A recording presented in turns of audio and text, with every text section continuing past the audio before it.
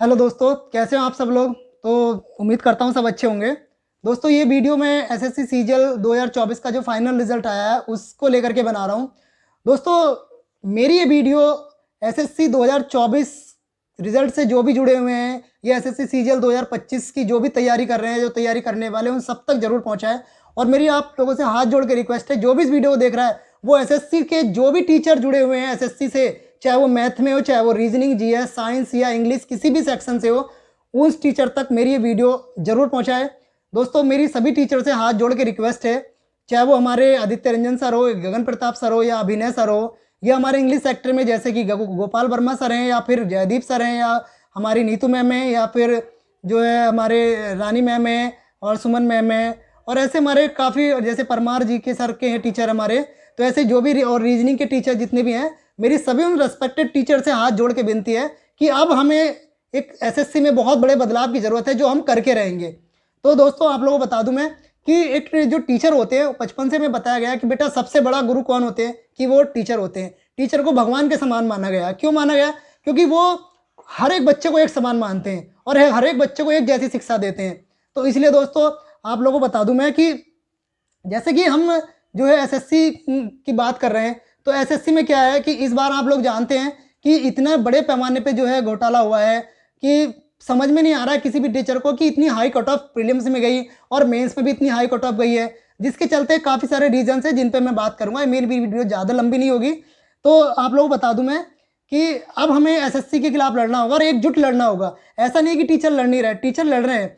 Teacher क्या कर रहे हैं, देखो सब अपने अपने प्लेटफॉर्म पे वीडियो बना रहे हैं, कभी पता चल रहा है ट्विटर कैंपेन चला रहे हैं। लेकिन अब एसएससी इतनी बहरी हो चुकी है कि उससे ट्विटर कैंपेन से कोई फर्क नहीं पड़ता, उसे वीडियो से कोई फर्क नहीं पड़ता। सब अपने अपने चैनल पे वीडियो बना रहे हैं, लेकिन हम लड़ तो रहे हैं लेकिन किसी भी एक दिशा का पता नहीं है। पता चल रहा है एक टीचर जा रहा है नॉर्थ की डायरेक्शन में, एक जा रहा है साउथ की डायरेक्शन में, एक जा रहा है ईस्ट में, एक जा रहा है वेस्ट में।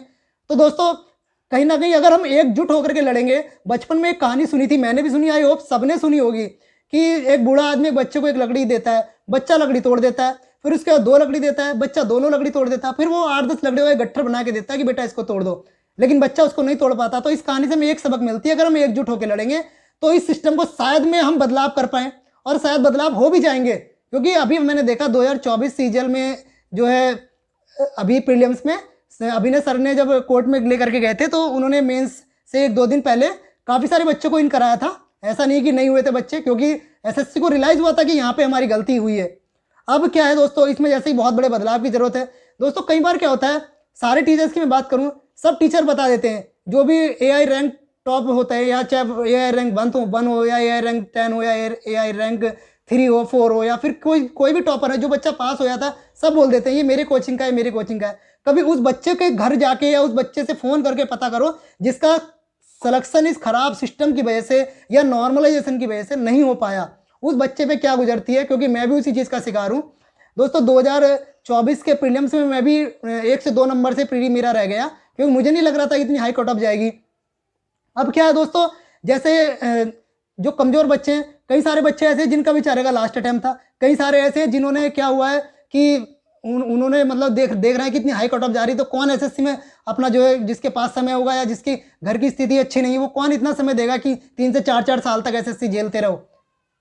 तो अब एसएससी में बहुत सारे बदलाव की जरूरत है। और दोस्तों मैं आप लोगों को बता दूं कि सारे टीचर से मेरी हाथ जोड़ के फिर से रिक्वेस्ट है कि सभी टीचर एकजुट होकर के लड़े। देखिए अपना ईगो या अपना एटीट्यूड जो भी है वो सब साइड में रख के, हमारे अभिनय सर जो बहुत अच्छा काम कर रहे हैं, जो एसएससी से कोर्ट में लड़ रहे हैं, तो सभी उनको सपोर्ट करें। अगर फाइनेंशियल सपोर्ट है तो फाइनेंशियल सपोर्ट करें, और अगर वैसे नहीं कर सकते तो कम से कम एटलीस्ट जा करके उनसे मिलें या उनसे फ़ोन करें कि सर बताइए हम आपके साथ खड़े हैं, हमें क्या करना है। दोस्तों इससे क्या होगा, कम से उन्हें जो है हमारे अभिनय सर जो हैं, तो उनको कम से कम हौसला तो मिलेगा कि चलो मेरे साथ में खड़े हैं। तो दोस्तों ऐसा नहीं है कि नहीं मिलता। अब जैसे मैं बात करूँ कि मेंस की नॉर्मलेशन, अब मेंस में क्या हुआ है कि किसी बच्चे के 299 नंबर थे, अब उसके 60 से 62 नंबर का नॉर्मलेशन हुआ, तो उसको जो 361 नंबर आकर के जो सीजल की टॉप अच्छी पोस्ट होती है वो मिल गई। किसी के 320 थे, 325 थे, उसको 2-4 नंबर का नॉर्मलाइजेशन हुआ, उसको कोई पोस्ट नहीं मिली है। क्यों? क्योंकि लोएस्ट पोस्ट ही 330 के आसपास गई है, लोएस्ट कट ऑफ जो नहीं जाती थी। और आज तक नॉर्मलाइजेशन का जो फॉर्मूला है वो मेरा तो छोड़ो, किसी टीचर की समझ में नहीं आया, चाहे वो मैथ में कितने भी स्पेशलिस्ट हो। पता नहीं चल पा रहा है एसएससी नॉर्मलाइजेशन कर रही है किस हिसाब से कर रही है। कभी कहते हैं कि हार्ड शिफ्ट के अकॉर्डिंग कर रही है, कभी कहते हैं एक्यूरेसी के ऊपर कर रही है, कभी कहते हैं नंबर ऑफ अटेम्प्ट के ऊपर कर रही है। तो किसी भी टीचर का एग्जैक्ट ये अनुमान नहीं है कि नॉर्मलाइजेशन जो है कि हाँ ये जो है इस बेस पे हुआ है। कोई भी टीचर एग्जैक्ट अनुमान नहीं लगा, किसी शिफ्ट में 44 नंबर बढ़ गए, किसी में 50 बढ़ गए, किसी में जो 62 तक बढ़ गए, तो ऐसा नहीं है। तो एसएससी में जैसे कि कुछ रिफॉर्म्स की जरूरत है, जैसे कि सबसे पहले मेंस अगर पॉसिबल हो तो एक शिफ्ट में लिया जाना चाहिए, नॉर्मलाइजेशन की वहाँ पे कोई ज़रूरत ही नहीं है। और दूसरी बात जो है ये क्वेश्चंस आ रहे हैं, तो अब जैसे रॉन्ग क्वेश्चन की बात करूँ मैं, रॉन्ग क्वेश्चन में क्या है, एसएससी हर शिफ्ट में जो है अभी जो मेंस हुआ था 2024 का वो 18 जनवरी और 20 जनवरी को हुआ था। जो 18 जनवरी को मेंस हुआ उसमें 9 क्वेश्चन गलत है, जो 20 जनवरी को हुआ उसमें 10 क्वेश्चन गलत है। एक क्वेश्चन 4 मार्क्स का, यानी कि ओवरऑल जो मैं बात करूं 18 जनवरी की तो उसमें 36 मार्क्स की जो है सबको फ्री नंबर बट रहे हैं। और 20 जनवरी को था उसमें देख रहे हैं तो उसमें लगभग जो है ज़्यादा भी नहीं तो हमारे 40 नंबर बट रहे हैं। अरे भाई कुछ कोई तुक भी है कि इतने इतने नंबर पे एक एक नंबर में लाखों लाखों बच्चा एंटर हो जाता है। कट ऑफ बैंक में तो इतनी नहीं जाती है, बैंक में क्यों जा रही है? क्योंकि बैंक का एक लेवल होता है, बैंक में मेंस में क्वेश्चनों का लेवल होता है ना, रिपीटिशन होता है। बैंक में क्या होता है, क्वेश्चन जब भी होते हैं तो एक एक क्वेश्चन हमें मेंस में ढूंढ ढूंढ के बनाना पड़ता है, उनका एक लेवल होता है। एसएससी के मेंस का कोई लेवल ही नहीं है। पता चल रहा है उसमें 18 शिफ्ट में सिमिलर क्वेश्चन रख दिया, 19 में डिजिट चेंज करके सेम क्वेश्चन रख दिया, तो तभी तो हाई कट ऑफ जा रही है। क्योंकि एसएससी ढंग से 130 क्वेश्चन बना ही नहीं रही है, ना मैथ के बना रही, ना रीजनिंग के बना रही, कोई लेवल ही नहीं पता चल रहा है। अरे भाई मेंस है तो मेंस का लेवल रखो। और जैसे कि मैं बात करूं कि 2025 में जो भी बच्चे तैयारी कर रहे हैं तो वो भैया अगर तुम्हारे अंदर पेशेंस है तो ही तैयारी करो, क्योंकि टीचर्स लगे हुए हैं अपने कोर्स बेचने में। कोई किताबें बेच रहे हैं, कोई अपना डिस्काउंट पे बैच बेच रहे हैं। टीचरों को ये नहीं पता कि एसएससी में इस समय क्या चल रहा है क्या नहीं चल रहा है। जब एसएससी ठीक नहीं चल रही तो बच्चे कोर्स खरीद के करेंगे क्या? बताइए आप लोग मुझे। कोर्स तो तभी खरीदो भाई, जब पढ़ाई तो तभी करोगे जब तुम्हारा सिस्टम सही होगा, जब तुम्हें पता नॉर्मलाइजेशन से नौकरियां मिल रही हैं। भाई किसी बच्चा 300 लेकर के आ रहा है, वो उससे पूछ के देखो कि 300 कैसे लेके आ रहा है, वो कितनी सारी परेशानी में फेस कर रहा है, कितने सारे घर वालों से लड़ रहा है, रिश्तेदारों से लड़ रहा है, किसी के ताने सुनना है, किसी के मतलब एकांत में कमरे में रह करके बाहर पढ़ाई कर रहा है घर से, उनसे पूछ के देखो कि वो कैसे कर रहा है। लेकिन नहीं, तो मेरी भाई सब टीचरों से रिक्वेस्ट है कि सब एक साथ होकर के लड़ें, ताकि जो है हमें जो है जीत मिल सके इस सिस्टम के खिलाफ।